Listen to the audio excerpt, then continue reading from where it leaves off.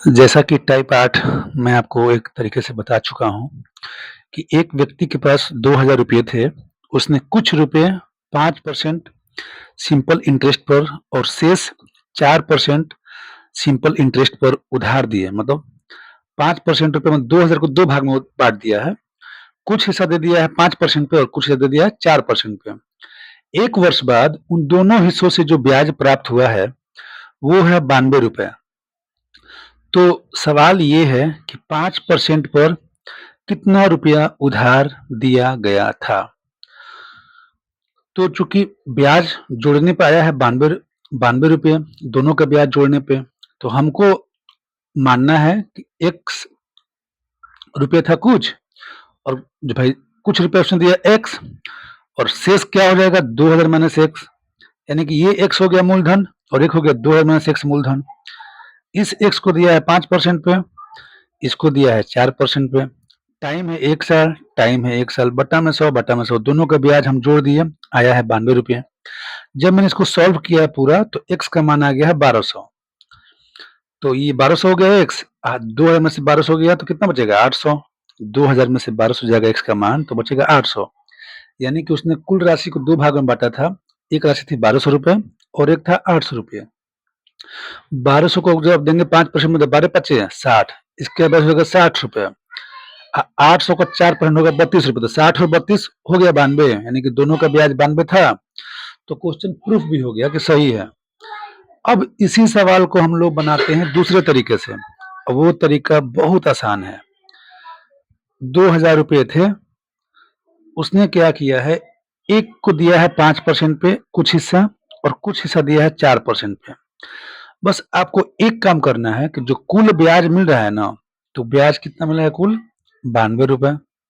ये कुल ब्याज कितने रुपए मिला है तो 2000 मिला है। तो ये निकाल देना कि जो 92 है 2000 का कितना परसेंट है, तो गुणे करेंगे 100 से तो निकल जाएगा परसेंटेज। ये कट गया तो 2 से कट जाएगा 46 बार में और ये 0 था तो यहाँ पॉइंट लग गया, यानी कि 4.6% हो गया ये। तो ये जो 4.6% मीडियम है, जो दोनों का एवरेज है, उसको हम रखेंगे बीच में।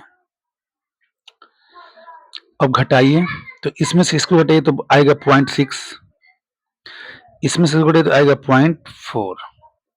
तो हम अगर 10 से गुणा कर दिए 6 बन जाएगा और ये बन जाएगा 4। ये 2 से कट जाएगा 3 बार में और ये 2 से कट जाएगा 2 बार में।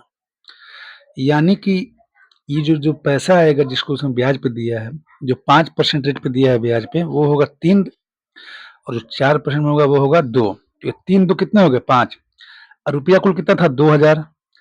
तो 5 का मान है 2000, तो 1 का मान क्या होगा 400 होगा ना, 3 2 5, तो 1 का मान 400 आ जाएगा। तो 4 तिहाई 1200, 4 दूनी 800, यानी जो 3% पे दिया, जो 5% पे दिया था वो राशि है ₹1200 और जो 4% पे दिया था वो राशि है ₹800। तो सेम सवाल है, इतना बड़ा उसको हम बनाए थे लोग इधर में, और उसी सवाल को हम लोग अब कर दिए मात्र 2 लाइन में। जैसे मैंने एक 5% कर दिया और एक 4% कर दिया। जो कुल ब्याज में था वो होगा 4.6। ध्यान रखिएगा जो बीच वाला ब्याज आएगा ना, ये हमेशा इन दोनों के बीच में ही आएगा। चलिए एक सवाल और करते हैं तो आपको और अच्छे से समझ में आएगा। चूंकि ये पॉइंट पॉइंट था तो मैंने 10 से गुणा कर दिया तो 6 और ये 4 हो गया। फिर 2 से कट सकता था तो 2 3 6, 2 दूनी 4, तो 3 से बंदे 2 आ गया, 3 2 5, 5 का मान है 2000, तो 3 का मान 1200, 2 का मान 800, 1 का मान 400 आ गया था। अब इस सवाल को देखिए तो आपको और क्लियरली समझ में आ जाएगा कि मैं कहना क्या चाह रहा हूँ। ये क्वेश्चन है कि 10,000 रुपए की एक राशि का कुछ भाग 8% वार्षिक की दर पर तथा शेष को 10%, तो कुछ दिया गया है 8% पर और कुछ दिया गया है 10% पर शेष।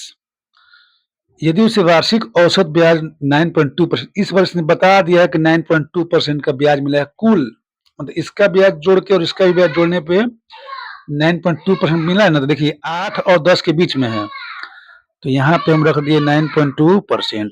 अब घटाओ तो ये हो गया 0.8, इसमें से देखो कितना आएगा तो 1.2। देखो जो घट जाए, 10 में से ये गया तो आ गया 0.8 और इसमें से ये गया तो आ गया 1.2।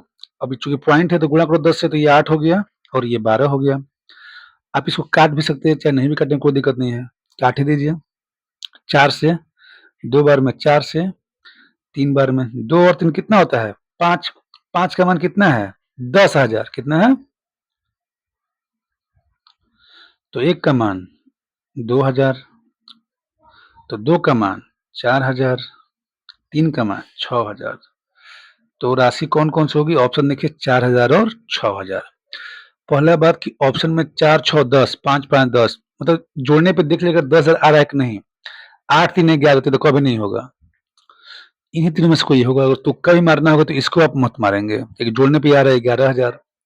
और ये तरीका आपको कैसा लगा? इसको, इसी सवाल को हम लोग x मान के बनाते तो ऐसे बनता, पूरा इतना बड़ा बनता। ये तरीका अगर आपको समझ में नहीं आ रहा है तो क्लास में इससे संबंधित और सा सवाल हम लोग करने का प्रयास करेंगे। तब तक के लिए आप इसको समझने का प्रयास करिए। जय हिंद, जय भारत।